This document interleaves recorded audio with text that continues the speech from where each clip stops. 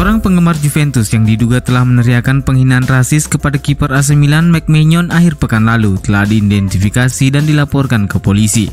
Melansir Calciomercato, dia adalah seorang pekerja dan anggota serikat pekerja dari Rovigo dan anggota klub Juventus Gaetano Scirea di Castanaro Verona bernama Davide Gabrieli, dan saat ini status keanggotaannya telah resmi dicabut. Insiden yang terjadi selama pemanasan jelang pertandingan Juventus kontra AC Milan di Stadion Allianz itu lantas membuat Maignan kemudian memposting pernyataan panjang di media sosial yang menanyakan mengapa begitu sedikit yang dilakukan untuk memerangi rasisme di dalam stadion sepak bola.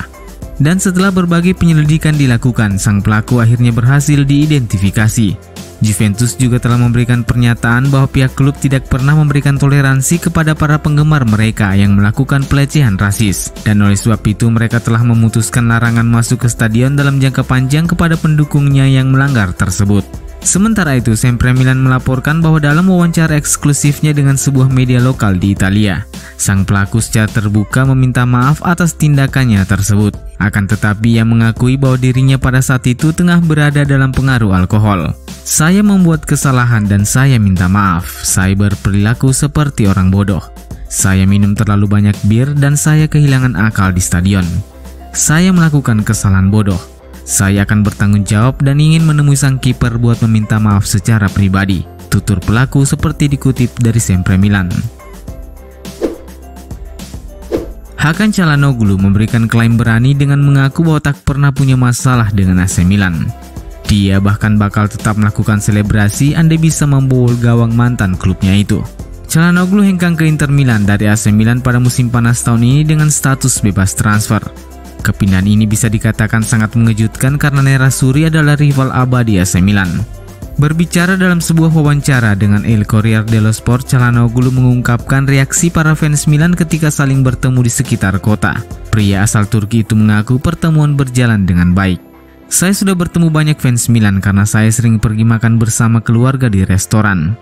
Mereka meminta saya untuk berfoto dan mengatakan bahwa mereka mencintai saya.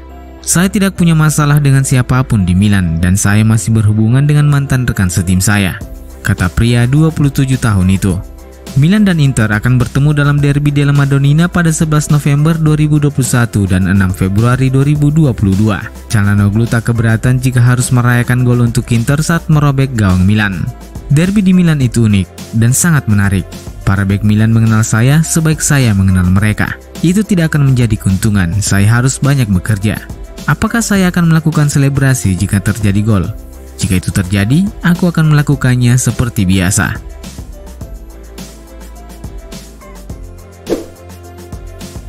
Masalah cedera nampaknya terus menggerogoti skuad AC Milan di awal musim ini.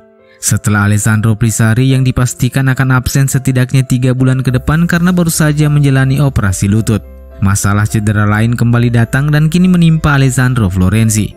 Milan News melaporkan bahwa Florenzi mengalami masalah cedera seusai pertandingan melawan Venezia dan saat ini masih dalam tahap pemeriksaan tim medis di Milan. Oleh karena itu, sang pemain tidak akan tersedia untuk pertandingan melawan Spezia akhir pekan ini. Ini adalah kasus cedera yang kesekian kalinya yang harus dialami skuad asuhan Stefano Pioli. Florenzi kini menambah daftar panjang pemain Milan yang harus masuk ruang perawatan karena Simon Kjaer, Zlatan Ibrahimovic, Timo Bakayoko, Radek Krunic, dan Junior Mesias dipastikan tidak akan ambil bagian di pertandingan melawan Spezia. Masih harus dilihat apakah beberapa di antara mereka akan pulih secepatnya sebelum pertandingan babak penyisihan grup Liga Champions melawan Atletico Madrid di San Siro hari Rabu 29 September mendatang. Terlepas dari anggapan bahwa salah satu faktor yang membuat pemain Milan rentan akan cedera adalah gaya permainan mereka yang menerapkan pressing tingkat tinggi, di mana para pemain diwajibkan untuk terus melakukan tekanan sepanjang pertandingan. Tapi manajemen Milan sepatutnya perlu melakukan evaluasi terhadap kinerja para staf medis Milan. Evaluasi ini dirasa perlu untuk melihat dan menilai apakah masalah cedera ini ada kaitannya dengan kinerja mereka dalam menangani kondisi kebugaran para pemain pra dan pasca pertandingan. Musim lalu ketika AC Milan berhasil menjadi runner-up di Liga Italia, kekuatan utama mereka terletak di lini serang. Dari 38 pertandingan, I Rossoneri berhasil mencetak 74 gol. Tapi sayangnya mereka harus kebobolan 41 gol dalam prosesnya. Tapi di musim kompetisi 2021-2022 ini, lini pertahanan Milan terus memperlihatkan progres yang menjanjikan. Anak asuhan Stefano Pioli saat ini baru kemasukan 2 gol dari 5 pertandingan di Liga Italia, yang merupakan lini pertahanan terbaik sejauh ini bersama Napoli yang juga baru kemasukan 2 gol. Progres yang cukup menjanjikan ini tak lepas dari kerja keras para pemain di barisan pertahanan. Keberadaan Simon Kjaer menjadi sangat fundamental di dalam dan di luar lapangan. Dampak yang dibawa Fikayo Tomori sejak kedatangannya di Milan terus berlanjut di musim ini. Penampilan mengejutkan dari Alessio Romagnoli yang secara perlahan mulai kembali menemukan kepercayaan dirinya, membuat Stefano Pioli kini punya banyak alternatif di sektor bek tengah. Matteo Gabbia, bek muda Milan, juga selalu tampil baik setiap kali mendapat kepercayaan. Sementara Pierre Kalulu terus membuat penampilan mengesankan yang secara nyata menghadirkan kompetisi sengit bagi Davide Calabria di sektor bek kanan. Adapun Fode Ballo-Touré dalam beberapa kesempatan sedikit memberikan secercah harapan bahwa ia adalah pemain yang dibutuhkan tim untuk melapis Theo Hernandez. Dan yang terakhir tentu saja keberadaan Mike Maignan di bawah Mister Gawang. Ia tiba di Milan di mana rasa skeptis membayanginya karena tidak mudah mencari pengganti Gianluigi Donnarumma. Tapi dalam prosesnya kiper asal Prancis itu terus memberikan bukti dan membuat para penggemar sudah melupakan Donnarumma dan mulai terbius dengan performanya di benteng terakhir Rossoneri. Direktur teknis Milan, Paolo Maldini, dikabarkan telah memiliki rencana matang untuk mengantisipasi kepergian Frank Kessie. Kepergian gelandang Pantai Gading itu semakin tak bisa dikesampingkan setelah negosiasi perpanjangan kontraknya hingga detik ini tak jua menemui titik terang. Mengingat minat serius yang ditunjukkan PSG, hengkangnya Kessie dari Milan di bursa transfer Januari menjadi wacana yang terus berkembang di media dalam beberapa minggu terakhir. Milan Live melaporkan bahwa solusi untuk mengantisipasi kepergian Frank Kessie di bulan Januari sebenarnya telah dipikirkan oleh Paolo Maldini. Direktur teknis Milan itu dikabarkan akan mendatangkan Yacine Adli lebih cepat dari jadwal sebelumnya. Gelandang asal Prancis tersebut telah menandatangani kontrak dengan Milan beberapa waktu lalu. Hanya saja kesepakatan yang tercapai antara Milan dan Bordeaux saat itu adalah dengan membiarkan Yacine Adli berada di Prancis dengan status pinjaman hingga musim panas 2022. Yacine Adli sejauh ini terus tampil mengesankan bersama Bordeaux. Oleh karena itu, jika kepergian Frank Kessie di bulan Januari benar-benar menjadi kenyataan, maka Milan memiliki gagasan untuk memangkas masa peminjaman sang pemain dan membawa Adli ke San Siro lebih awal. Di bursa transfer musim panas lalu, Milan memutuskan mengirim Lorenzo Colombo ke SPAL dengan status pinjaman. Striker muda Milan itu sejauh ini tampil mengesankan bersama SPAL di Serie B. Dari 5 penampilan, Colombo telah mencetak 3 gol dan 1 assist, sebuah pencapaian yang tentu saja menggembirakan sekaligus mengundang dilema bagi kubu Rossoneri. Sempre Milan melaporkan bahwa penampilan impresif dari striker 19 tahun tersebut serta-merta akan turut mempengaruhi masa depannya bersama tim merah hitam. Sumber tersebut mengungkapkan bahwa Milan bisa memberikan ruang bagi Colombo di dalam skuad musim depan, tapi juga bisa memilih untuk melibatkan sang pemain dalam kesepakatan pertukaran. Paolo Maldini disebut masih memiliki ketertarikan untuk memboyong bintang Sassuolo Giacomo Raspadori.